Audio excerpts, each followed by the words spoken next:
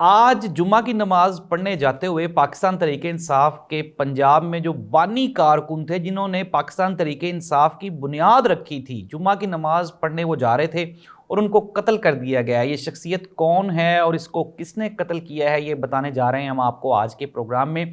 मियां मोहम्मद शहबाज शरीफ साहब जो कि वज़ीर आज़म पाकिस्तान हैं, वो भी आज एब्सोल्यूटली नॉट वाले मामले को लेके परेशान दिखाई दिए। इसके अलावा अडयाला जेल में बड़ी तब्दीलियां और इस्लामाबाद में 4 इमारतों में जो तसादुम जारी है, उस पर भी हम बात करेंगे आज के प्रोग्राम में। प्रोग्राम का बाकायदा आगाज़ करते हैं। सबसे पहले एक अफसोसनाक खबर आपको दे रहे हैं कि शाहिद सदीक खान, ये डॉक्टर शाहिद सदीक खान इमरान खान के दरीना साथी हैं, और पंजाब में जब पाकिस्तान तहरीक इंसाफ की बुनियाद रखी गई तो ये पहले पीटीआई के मेंबर थे जिन्होंने पाकिस्तान तहरीक इंसाफ को बाकायदा ज्वाइन किया। 2 मरतबा ये इलेक्शन भी लड़ चुके हैं पाकिस्तान तहरीक इंसाफ के टिकट पे। आज जब ये जुम्मा की नमाज पढ़ने जा रहे थे तो रास्ते में किसी ने इनका मर्डर कर दिया है। अभी तक इसकी मुकम्मल तफसीलात नहीं आई, ये जूं ही आएंगी हम आपको बताएंगे, लेकिन ये एक अफसोसनाक खबर है और जाहिर सी बात है कि इसके पीछे एक मुकम्मल कहानी है। वो कहानी हम आपको कल के प्रोग्राम में बताएंगे, क्योंकि हमारी ये कोशिश होती है कि र्यूमर्स नहीं, सिर्फ आपको हकीकत बताई जाए। ये किसने मर्डर किया, क्यों किया, इसकी तमाम तर तफसीलात हमारे रिपोर्टर्स, हमारे जो सोर्सेज हैं वो कलेक्ट कर रहे हैं। जैसे ही वो हमें मिलेंगी हम आप तक पहुंचा देंगे। अब आते हैं पाकिस्तान के बड़े इश्यूज़ की जानिब से। पाकिस्तान के वज़ीर आज़म मियां मोहम्मद शहबाज शरीफ साहब, मैंने आपको कल भी बताया था कि वो परेशान हैं नून लीग वाले, इमरान खान और फ़ौज। जब इमरान खान ने बात की ना, फ़ौजी इस्टेब्लिशमेंट के साथ बातचीत की, उसके बाद से लेके अब तक वो थोड़े से परेशान दिखाई दे रहे हैं। पाकिस्तान मुस्लिम लीग नून हर हद तक जाके ये कोशिश कर रही है कि किसी न किसी तरह से पाकिस्तान तहरीक इंसाफ का रास्ता रोका जाए। मुस्तनद तरीन ज़राए का ये कहना है कि किसी भी सूरत हाल में, किसी भी सूरत में मुस्लिम लीग नून कौमी असम्बली में जो मखसूस नशिस्तें हैं वो पाकिस्तान तहरीक इंसाफ को नहीं देना चाहती। और ये जो अभी रिसेंटली कानून साजी हुई है, उसका मकसद भी सिर्फ और सिर्फ पाकिस्तान तहरीक इंसाफ को जो मखसूस नशिस्तें देने का मामला है उससे रोकना है। लेकिन मैं आपको एक और बड़ी खबर ये भी दे रहा हूँ कि ये जो सुप्रीम कोर्ट ऑफ पाकिस्तान का फैसला है, इसमें उन्होंने सिक्योर किया, क्योंकि उन्होंने पार्लिमानी जमात मान लिया है पाकिस्तान तहरीक इंसाफ को। और फिर अभी जो तफसीली फैसला आया है उसमें किस सूरत हाल में पाकिस्तान तहरीक इंसाफ के एमएनएज ने ये पीटीआई को छोड़ के सुन्नी इत्तेहाद कौंसिल ज्वाइन की, वो भी लिखा हुआ है। इट मीन्स दैट कि जजेस ने भी अपनी मुकम्मल तैयारी कर रखी है।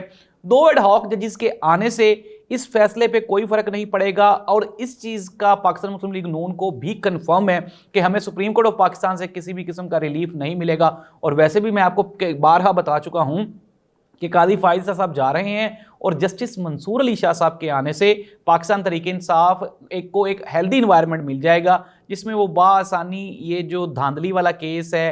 आपको एक और बड़ी खबर मैं दे रहा हूँ, धांधली वाले केस से याद आ गया कि डायरी नंबर लग गया है। ये धांधली वाले केस को, ये जो फरवरी का इलेक्शन हुआ है उसका डायरी नंबर लगा दिया गया। ये बहुत बड़ी खबर है। इट मीन्स दैट कि आने वाले चंद दिनों में पाकिस्तान तहरीक इंसाफ आपको पार्लिमानी सियासत में इन दिखाई देगी। और उसकी सबसे बड़ी वजह मैं आपको अब, ये जो मेरे सोर्सेज ने मुझे खबरें दी हैं, मैं आपको एक और बात बता रहा हूं कि असद कैसर साहब ने आज अनाउंस किया, उन्होंने कहा कि हम ग्रैंड अलायंस बनाएंगे अपोजिशन का। इसका मकसद क्या है, पहले मैं आपको ये उनकी पहले पूरी बात बता दूं, फिर मैं आपको इसका मकसद भी बताता हूं। असद कैसर ने ये कहा कि हम जो छोटी छोटी जमातें हैं जो कि अपोजिशन में हैं, उनके साथ मिलके हम लोग ग्रैंड अपोजिशन अलायंस बनाने जा रहे हैं। और दूसरी जानिब उन्होंने ये भी कहा कि हम जमात इस्लामी का जो धरना है इस्लामाबाद में, उसको भी हम लोग सपोर्ट कर रहे हैं, हम उसकी कतन मुखालफत नहीं करेंगे। जो जमात भी अवामी मसाइल पे बात करेगी हम उनके साथ बैठने के लिए तैयार हैं। साथ साथ असद कैसर ने यह भी कहा कि हुकूमत हम जब चाहे ले सकते हैं, लेकिन कमज़ोर हुकूमत इमरान खान नहीं लेना चाहते। इमरान खान अददी अक्सरियत के बाद इक़्तिदार में आना चाहते हैं, ताकि 2/3 अक्सरियत के बाद इक़्तिदार में आने के बाद वो कानून साजी कर सकें। अब ये तो हो गई पाकिस्तान तहरीक इंसाफ की वो प्लानिंग जो मैंने आपको प्रोग्राम के शुरू में बताई। अच्छा, अब ये हो क्यों रहा है? अब बज़ाहिर तो यही लगता है कि जी पाकिस्तान तहरीक इंसाफ ने क्या अपोजिशन में बैठने का फैसला कर लिया है। अपोजिशन में तो वो ऑलरेडी मौजूद हैं, लेकिन सबसे बड़ा चैलेंज था कि पाकिस्तान तहरीक इंसाफ को पार्लिमानी सियासी जमात डिक्लेयर कर दिया गया है सुप्रीम कोर्ट ऑफ पाकिस्तान की जानिब से।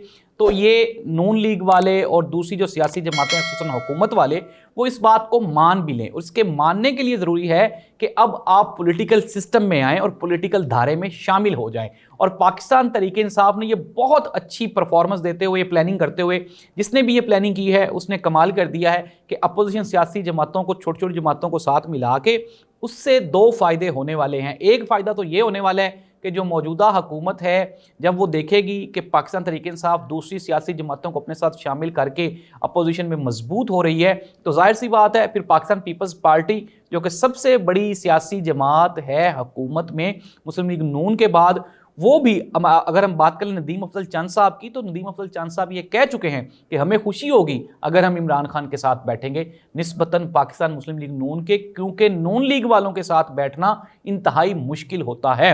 تو یہ ہے تازہ ترین جو ہماری قومی اسمبلی کی صورتحال ہے.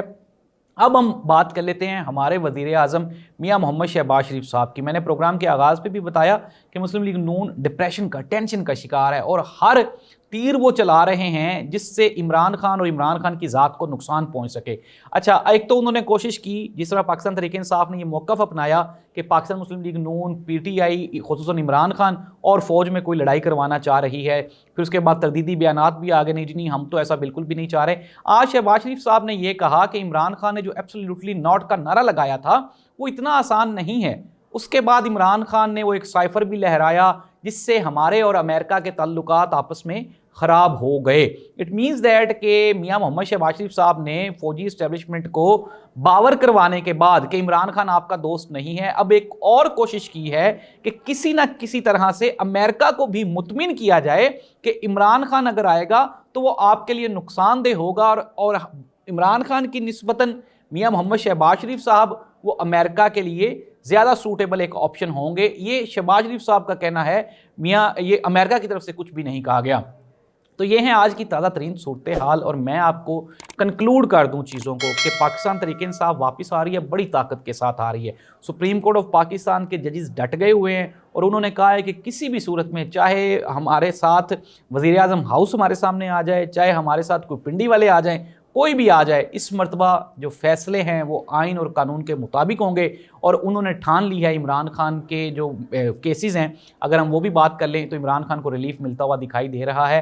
میں نے ہی آپ کو بتایا تھا کہ اگست یا سپٹمبر میں عمران خان آپ کے ساتھ ہوں گے, اور آہستہ آہستہ اب فیلڈ ڈیولپ کی جا رہی ہے, اسٹیج سیٹ کی جا رہی ہے عمران خان کی واپسی کے لیے. تو پاکستان میں آئندہ چند دنوں میں ظاہر سی بات ہے حالات تو بہت تنگ ہے, اس بات سے تو کوئی دوسری کوئی رائے ہے ہی نہیں. بجلی کے بلوں نے عام انسانوں کو مار کے رکھ دیا ہے, لوگ خودکشیاں کرنے پہ مجبور ہیں. لیکن میں آپ کو یہ بتا رہا ہوں کہ جب تک پولیٹیکل سٹیبلٹی نہیں ہوگی تب تک کسی بھی قسم کی کوئی سٹیبلٹی ممکن نہیں ہے. اور آنے والے دنوں میں پاکستان تحریک انصاف اقتدار میں آتی ہوئی دکھائی دیتی ہے, چاہے یہ مخصوص نشستیں دیں یا نہ دیں.